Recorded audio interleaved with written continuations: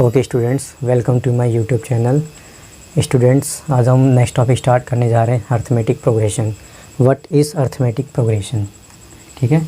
सो progression आपका क्या होता है? Progression is a sequence which follows a specific pattern.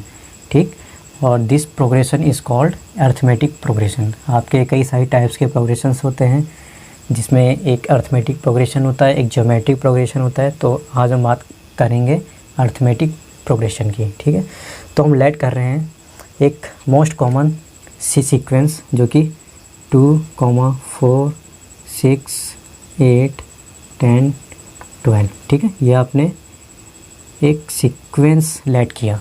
ठीक है, तो आप इसको वेरीफाई कीजिए क्या ये सीक्वेंस एपी है। क्यों? दिस सीक्वेंस इज़ एपी और नॉट। क्या होती है एपी की प्रॉपर्टी? क्लास 10th में भी आपने पढ़ी होगी कि एनी टू सक्सेसिव नंबर्स का कॉमन डिफरेंस इक्वल होना चाहिए through out the sequence. Means पूरी सीक्वेंस में एनी टू कोई भी दो कॉन्जुगेटिव नंबर्स का डिफरेंस इक्वल आना चाहिए। ठीक है, अब देखिए हर दो कॉन्जुगेटिव नंबर्स का कॉमन डिफरेंस यहाँ पर कितना आ रहा है। देखिए 4 - 2 कॉमन डिफरेंस 2 आ रहा है, 6 - 4 common difference is 2, 8 - 6 common difference is 2, 10 - 8 common difference is 2, 12 - 10 common difference is 2। ठीक है, तो ये आपकी first term, second term, third term, fourth, fifth and sixth term है। ओके, तो थ्रू आउट दिस सीक्वेंस यानी पूरे सीक्वेंस में एनी टू कॉन्जुगेटिव नंबर्स का कॉमन डिफरेंस क्या है? इक्वल है, 2 ही है ना कॉमन डिफरेंस। ओके, तो अब देखिए आप कॉमन डिफरेंस को कैसे हम क्लास 10th में इसको जानते थे कि second term minus first term. ठीक है, क्या है? 4 - 2 is 2, this is your common difference. And A3 - A2 is equal to 2, A4 - A3 is equal to 2।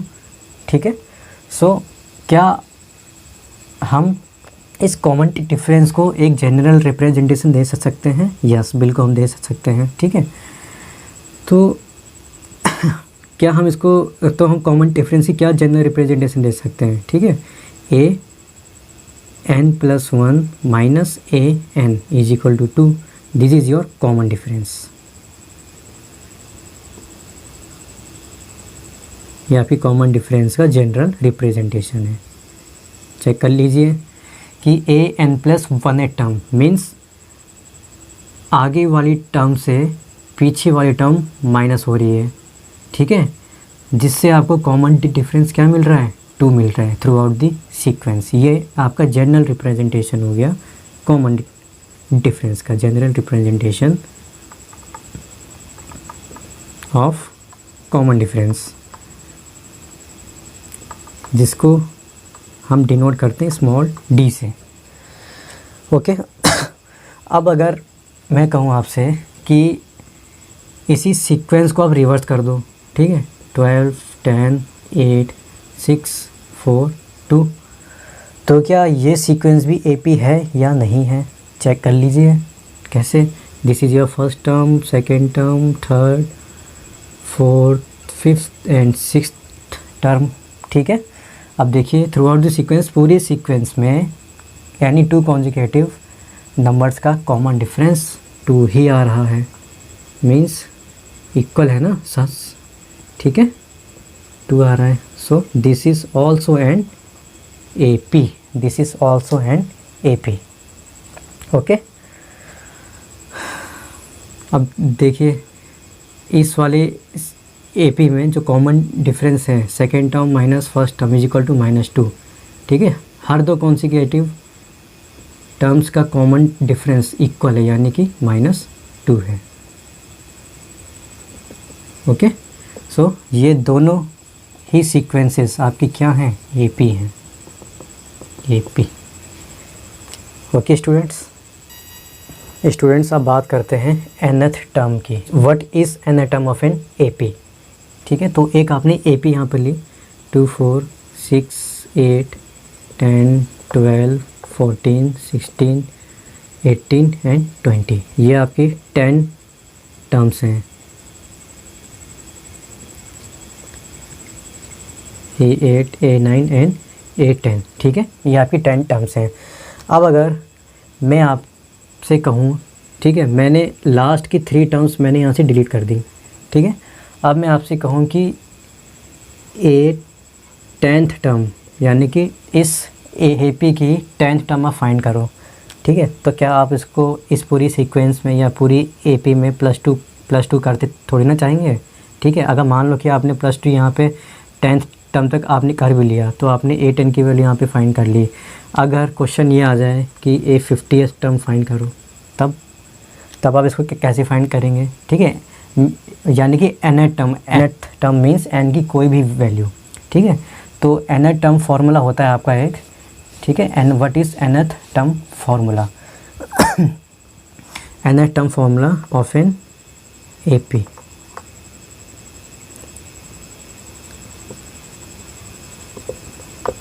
क्या होता है आपका nth term of an AP? an is your nth term is equal to A plus n-1 into D, ठीक है, ये आपका nth term of an AP, ये आपका फार्मूला होता है जिसमें where this A is a first term, A आपकी फर्स्ट टर्म होती है AP में, एंड D आपका कॉमन डिफरेंस होता है, okay, D is your common difference. अगर मैं आपसे बात करूं, जैसे मैंने आपसे यहाँ पर कहा था कि what is a 10th term, ठीक है, इस AP में 10वीं टर्म कौन सी होगी, तो आप इस फॉर्मूले के अकॉर्डिंग आप A10 की वैल्यू फाइंड कर सकते हैं। कैसे? n की वैल्यू आपकी क्या है? 10 है, ठीक है, तो फर्स्ट टर्म आपकी क्या है, इस AP में 2 है, सो 2 प्लस n आपका क्या है, this 10 minus 1 into common difference क्या है, देखिए 4 minus 2 is 2, 6 minus 4 is 2, 8 minus 6 is 2, यानी कि थ्रू आउट द सीक्वेंस, पूरी सीक्वेंस में कॉमन डिफरेंस इक्वल है, यानी कि 2 है, सो इंटू D की वैल्यू 2, ठीक है। तो अब आप इसको यहाँ से कैलकुलेट कीजिए, 2 और 10 माइनस 1 क्या हो जाएगा, 9 इंटू 2, तो 9 2 = 18 प्लस 2 इज़ 20, तो ये 2 प्लस 18 मीन्स 20, ठीक है। तो A10th टर्म यानी कि 10th टर्म इस सीक्वेंस की क्या होगी, 20 होगी, ओके। तो इस फॉर्मूले के अकॉर्डिंग आप nth टर्म ईजिली फाइंड कर सकते हैं, ठीक है, nth टर्म आप ईजिली फाइंड कर सकते हैं। 10 टर्म आपकी क्या आ गई, 20। सिमिलरली आप 50th टर्म भी फाइंड कर सकते हैं। कैसे?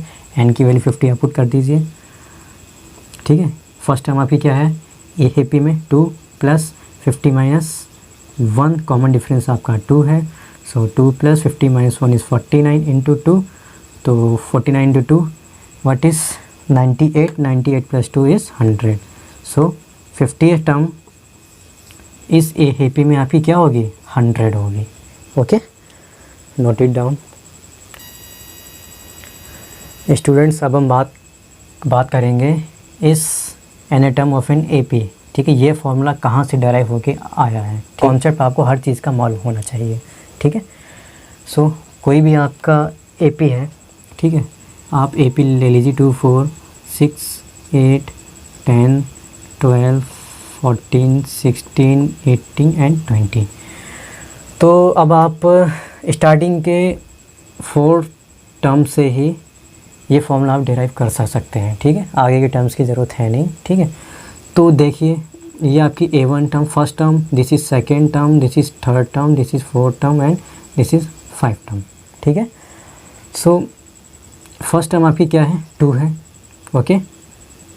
सेकेंड टर्म आपकी क्या है, 2 में एक कांस्टेंट नंबर 2 ऐड हो रहा है, यानी कि 4, ठीक है।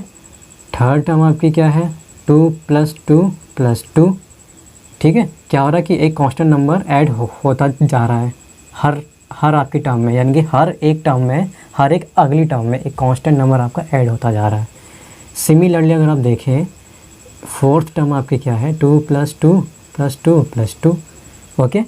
तो अगर आप ध्यान से देखिए कि A1 को आप 2 ही लिख सकते हैं, A2 को आप 2 प्लस 2 ही लिख सकते हैं, क्या आप A3 को 2 प्लस 2 इंटू 2 लिख सकते हैं बिल्कुल, और A4 को आप लिख सकते हैं 2 प्लस 3 इंटू 2, बिल्कुल आप इसको लिख सकते हैं। ठीक है, तो अब देखिएगा ध्यान से, A1 की वैल्यू आपकी 2, सॉरी फर्स्ट टर्म आपका यहाँ पर 2 है और सेकेंड टर्म आपका 2 प्लस 2 है।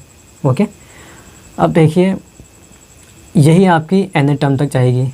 ठीक है, यही टर्म आपका nth टर्म तक जाएगा, तो आप इसको लिख सकते हैं an इज़ इक्वल टू क्या है, देखिए 2 है ना, 2 आपका हर टर्म में कॉमन है, मींस 2 आपका फर्स्ट टर्म है। ओके, सो फर्स्ट टर्म को आप लिख सकते हैं a प्लस, अब जो ये वाली टर्म है, ये वाली टर्म, अब ध्यान से देखिएगा, ये वाली टर्म इस 4 से एक कम है और ये वाली टर्म इस 3 से एक यहाँ पे कम है। सो ये वाली टर्म इस n से एक कम आएगी यहाँ पे, यानी कि n-1। और what is 2? 2 is your common difference through out the sequence into d। ठीक है, तो ये फॉर्मूला यहाँ से डेराइव होकर आता है, an is equal to a plus n-1 into d। Note it down. आप इस nth टर्म फार्मूला को, यानी कि nth term of an AP को जनरल टर्म भी बोल सकते हैं। ठीक है, जनरल टर्म फार्मूला भी आप इसको कह सकते हैं। ठीक है, ये दोनों चीज़ एक ही हैं, जनरल टर्म फार्मूला या nth term of an AP। ठीक है, दोनों टर्म आपकी एक ही हैं। ओके, नेक्स्ट अब हम अगर आपसे कहा जाए कि an, ठीक है, यानी कि इस पूरी सीक्वेंस में 60th टर्म कौन सी है, तो आप कैसे फाइंड करोगे। फर्स्ट टर्म आपकी क्या होती है, a होती है ना, तो a है आपकी फर्स्ट टर्म यानी कि 2। ठीक है, और n आपको 60 है, तो 60 माइनस 1 और into common difference is 2। So solve कर लीजिए, 59 into 2, 2 plus 59 into 2 what is 118। So 120, 120 60th term in this AP is 120। बहुत इजी है, नोट कर लीजिए। नेक्स्ट कॉन्सेप्ट अब आपको मैं बताता हूँ, एक बहुत ही अच्छा सा कंसेप्ट है, इसको आप अच्छे से समझिएगा कि what is the difference between, इसको नोट कीजिएगा, what is the difference between n and a nth term। what is the difference between n and a nth term? ठीक है, n and a nth term। सो देखिए n आपका बताता है order of AP, यानी कि AP का ऑर्डर क्या है, ऑर्डर ऑफ AP। ओके, और a nth टर्म आपकी बताता है nth टर्म की value, what is nth term की वैल्यू। ठीक है, सिमिलरली अगर मैं आपसे कहूँ कि A15 यानी कि 50th टर्म की वैल्यू आप फाइंड करो, 50th टर्म की value throughout the sequence क्या होगी। So according to this n आपका क्या है 15, यानी कि n आपको यहाँ पे डिनोट कर रहा है 15th टर्म को। ठीक है, और A15 यहाँ से क्या पता आएगा, यहाँ पे पता आएगा 15th टर्म की वैल्यू। ओके, सो अब फाइंड करते हैं A15 इज़ व्हाट। इस सीक्वेंस को लेकर हम चलते हैं, तो फर्स्ट टर्म आपकी 2 है plus 15 minus 1 into common difference आपका 2 है। सो 2 प्लस 14 इंटू 2, 14 दूनी 28 प्लस 2 30, तो 15th टर्म आपकी AP की क्या होगी 30। ठीक है, तो n का मतलब यहाँ पे 15th टर्म है और A15 का मतलब है कि 15th टर्म की वैल्यू क्या है 30 है। ओके, तो दोनों के बीच का डिफरेंस आपको समझ में आना चाहिए, बहुत ही बेसिक है, बहुत ही इंपॉर्टेंट चीज़ है, नोट कर लीजिए। ओके स्टूडेंट्स, अब हम नेक्स्ट कॉन्सेप्ट समझते हैं, बहुत ही अच्छा कॉन्सेप्ट है। ठीक है, अर्थमेटिक प्रोग्रेशन के अंदर what is nth term from the beginning.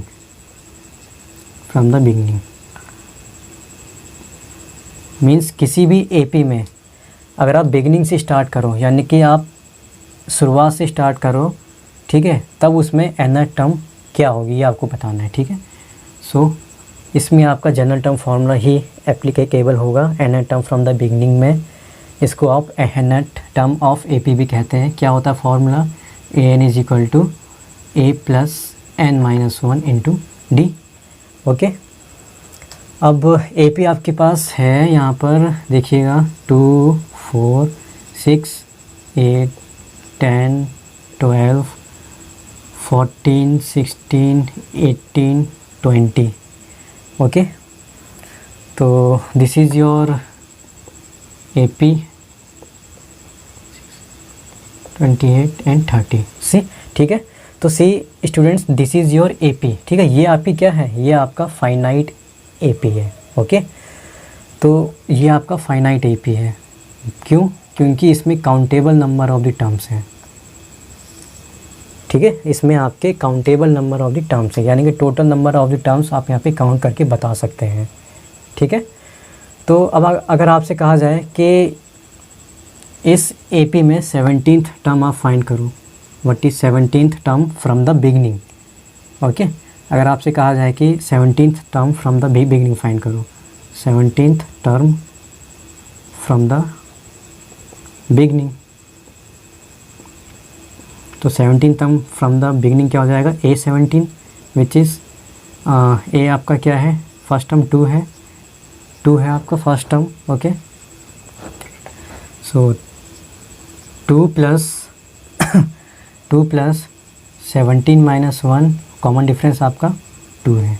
Okay, so 2 plus 16 into 2, 16 2 जा 32, 32 plus 2 is 34। So 17th term इस एपी की आपकी क्या आएगी? 34th, ठीक है। 17th टर्म आपकी क्या है इस एपी की? 34। ओके, तो स्टूडेंट्स आप थोड़ा इसको ध्यान रखिएगा कि जो nth term from the beginning वाला कंसेप्ट है ना, ये आपका फाइनाइट एपी और इनफाइनाइट एपी दोनों पर एप्लीकेबल होता है। ये आपका finite AP and infinite AP दोनों पर ही एप्लीकेबल रहता है, ठीक है। कैसे? देखिए, फाइनाइट एपी है अगर आपके पास, ठीक है, तो आपके पास countable number of the terms हैं, तो आपको बिगिनिंग से 17 टर्म आपको फाइंड करनी है, ठीक है। तो इसमें nth टर्म से कोई मतलब तो है नहीं, ठीक है। तो आप स्टार्टिंग से 17 टर्म आप यहाँ से फाइंड करोगे ना, ठीक है। और इनफाइनाइट एपी के लिए भी एप्लीकेबल क्यों होता है? अगर ये एपी आपकी इनफाइनाइट टर्म्स होते, ठीक है, इस एपी में आपके infinite number of the terms होते हैं और आपको 17 term from the beginning he find करना होता, ठीक है, या फिर मान लो कि 28 term from the beginning find करना होता, तो हमको इनफाइनाइट वाली टर्म से कोई मतलब तो था नहीं, हमको स्टार्टिंग से चलना है ना। यहाँ पे बिगनिंग का मीन्स यहाँ पर क्या है? स्टार्टिंग से आपको 17 टर्म फाइंड करनी है या 28 टर्म स्टार्टिंग से फाइंड करनी है। तो इसीलिए nth term from the beginning वाली कंसेप्ट में फाइनाइट एपी और इनफाइनाइट एपी दोनों के लिए ही एप्लीकेबल होता है। नेक्स्ट इसके बाद आता है एक और अच्छा कंसेप्ट, बहुत अच्छा कंसेप्ट है, जो कि है आपका nth term from the and. nth term from the and, this is your very most important concept, ठीक है। तो nth term from the end, ठीक है, देखिए एपी आपकी यही है, nth term from the and के लिए भी एपी आपकी यही है। ओके, तो nth term from the and के लिए ये वाला कंसेप्ट सिर्फ और सिर्फ फाइनाइट एपी के लिए ही एप्लीकेबल रहेगा। ऐसा क्यों? ऐसा इसलिए है, अगर आपकी ये AP infinite number of the terms होती, ठीक है, तो nth term from the and, यानी कि जो एंड टर्म है ना, वो एंड टर्म इनफाइनाइट एपी में कहीं ना कहीं तो एग्जिस्ट होनी चाहिए, है ना। जब infinite number of the terms हैं, क्या मालूम nth टर्म कौन सी हो एंड की, तो एंड की nth टर्म तो कोई एग्जिस्ट कर ही नहीं रह रही है ना इस वाली एपी में, तो इसलिए इनफाइनाइट एपी के लिए nth term from the and applicable नहीं होता है, सिर्फ और सिर्फ फाइनाइट एपी के लिए होता है। कैसे? nth term from the and term आपकी क्या है? 30, तो यहाँ से आप nth टर्म आप यहाँ पे फाइंड कर लोगे, ठीक है। इसके दो मेथड हैं, दोनों मेथड में आपको समझाऊंगा कैसे। सपोज़ करो आपको 8th टर्म फाइंड करनी है from the and, 8th term from the and find करनी है। कैसे फाइंड कर सकते हैं आप, ठीक है। सो ये 8 टर्म जो है ना, इसको आप डिनोट करोगे mth टर्म से, okay. Means m is equal to 8, this is your mth term. तो क्या होता है इसका फॉर्मूला, समझते हैं। इसका फॉर्मूला होता है 8th term from the end is equal to n minus m plus 1th term, ठीक है। m आपका क्या है, जो टर्म आपको फाइंड करनी है, यानी कि 8 टर्म आपको फाइंड करनी है, और n आपका क्या होता है, इस पूरे AP में total number of the terms कितने हैं, ठीक है। So 8 term from the end is equal to n minus m plus 1th term from the beginning, okay. ये आपका फॉर्मूला है। तो अब देखिए क्या होगा, 8 टर्म फ्रॉम द एंड, तो आपके पास m की वैल्यू यहाँ पर 8 है। Total number of the terms आपको नहीं मालूम है, total number of the terms आप यहाँ पे काउंट तो नहीं करोगे, ठीक है। तो इस जनरल फार्मूला में से ही, ठीक है, एक total number of the terms find करने के लिए एक फार्मूला बना है, ठीक है। क्या है वो फार्मूला, बस nth टर्म की जगह आपकी यहाँ पर आ जाती है लास्ट टर्म, जिसको हम डिनोट करते हैं L से। Last term is equal to a plus n minus 1 into d. तो this is your finite AP, ठीक है। तो फाइनाइट AP में लास्ट टर्म आपके पास क्या है, 30, ठीक है। तो last term is 30 is equal to, first term आपके पास 2 है, n आपको फाइंड करना है total number of the term, और माइनस 1 इंटू कॉमन डिफरेंस आपका 2 है, ठीक है। तो 30 minus 2 is 28 is equal to 2n minus का 2, तो 28 प्लस 2, ये 2 LHS में आ जाएगा तो प्लस का हो जाएगा, तो 28 plus 2 is 30 is equal to 2n। तो यहाँ से n की वैल्यू क्या आ गई, 15, यानी कि इस AP में आपके पास total number of the terms कितने हैं, 15 है, ओके। तो बस अब आप फाइंड कर लो यहाँ से। कैसे होगा फाइंड, देखना ध्यान से कि 8 term from the and, 8th term from the end, ठीक है। Total number of the terms कितने, 15 माइनस कौन सी टर्म फाइंड करनी है, 8 term plus 1th term from the beginning,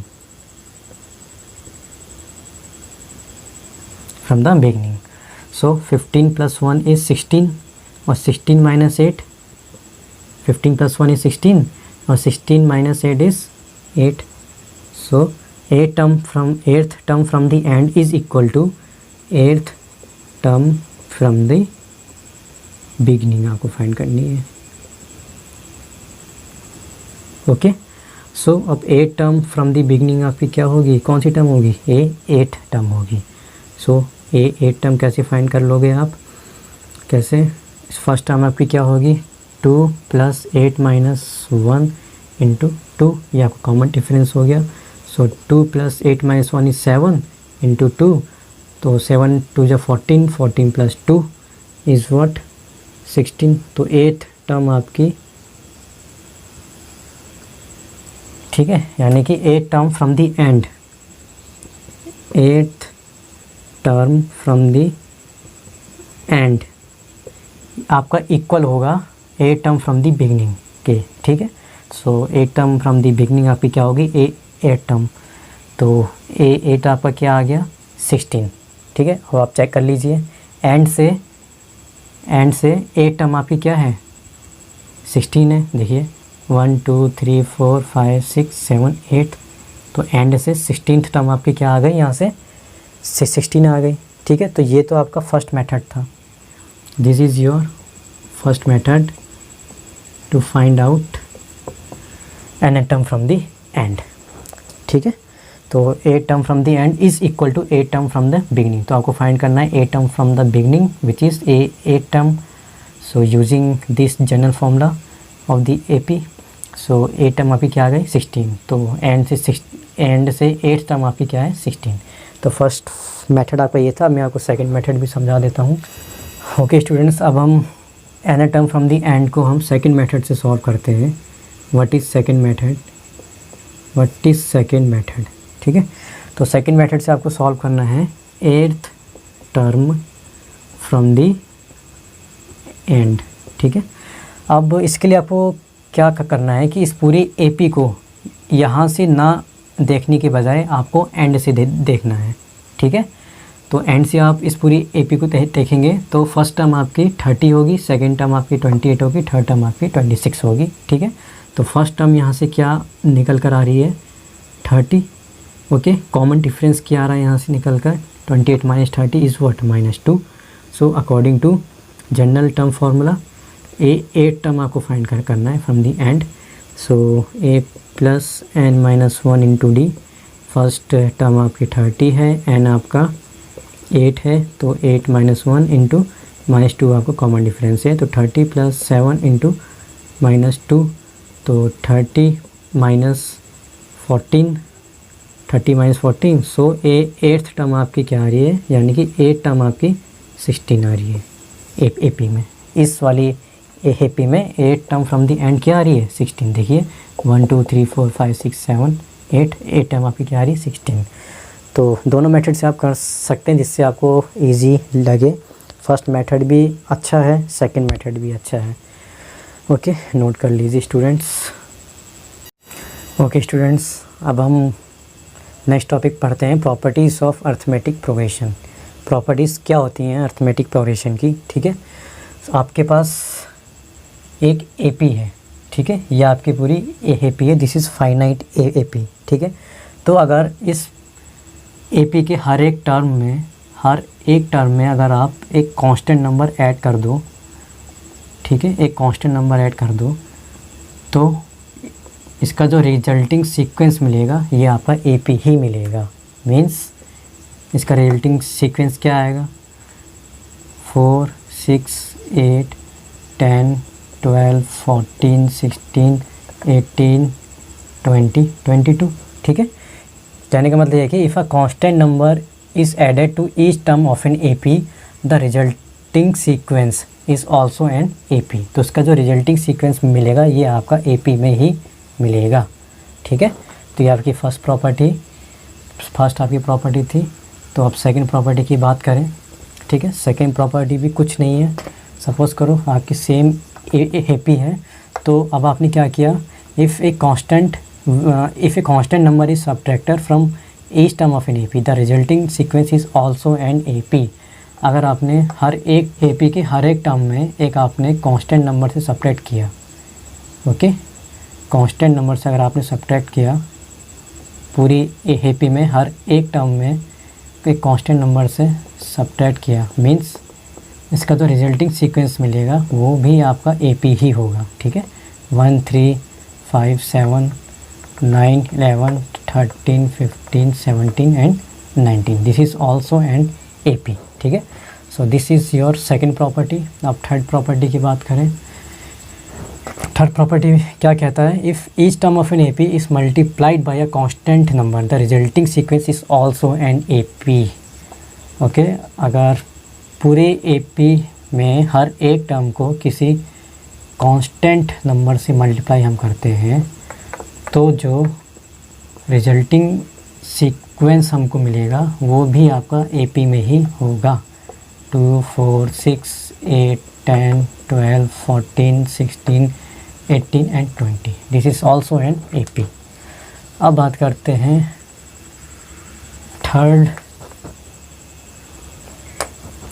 हो गई property. Fourth property, this is your fourth property.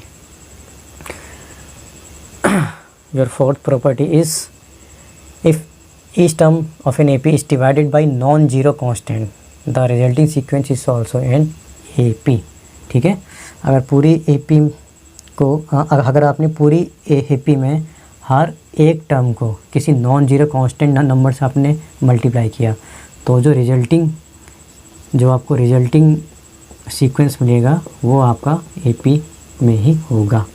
ठीक है, नॉन जीरो कांस्टेंट वैल्यू इसलिए कहा गया है क्योंकि सपोज़ करो अगर जीरो नंबर अगर आपको डिवाइड हो जाता है, ठीक है, अगर 2 को अगर आपने 0 नंबर से डिवाइड कर दिया तो ये आपका नॉट डिफाइंड हो जाएगा, ये नंबर आपका नॉट, ये टर्म आपकी नॉट डिफाइंड बन जाएगी। तो not defined is not applicable on arithmetic progression, ठीक है।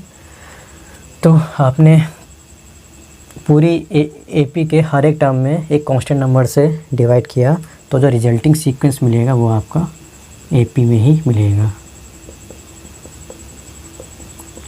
Okay, now fifth property is most important property.